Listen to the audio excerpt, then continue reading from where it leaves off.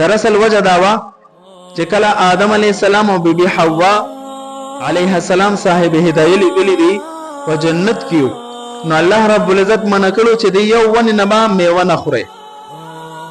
بیا تقدیر داو چې حضرت آدم علیه السلام او دغه رنګ بیبي حوا علیه السلام دغه نه خوراک وکړو.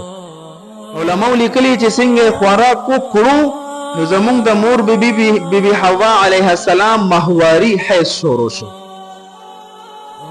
وبقي في بناتها الى يوم القيامه. علامه شامی فرمایي دا هغه وخت نه د بیبي حوا علیه السلام په تمام لوریانو کې دغه مسله رااله دي کې حیض جاری شو. د قیامت پورې راتلون کې زنانه چې بوي هغه باندې به د حیض بیماری راځي.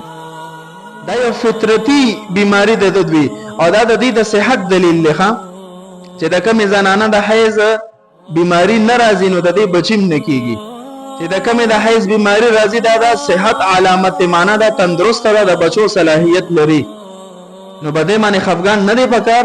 لہذا کو بده حالاتو کې درمانه بیماری رااله په زنانو باندې نو بس دې کې دا روزي مخري او منځونه دې پرېګ دي ورستو به د روزو قضایي راو ګرځي او د منځونو قضایي پې نشته.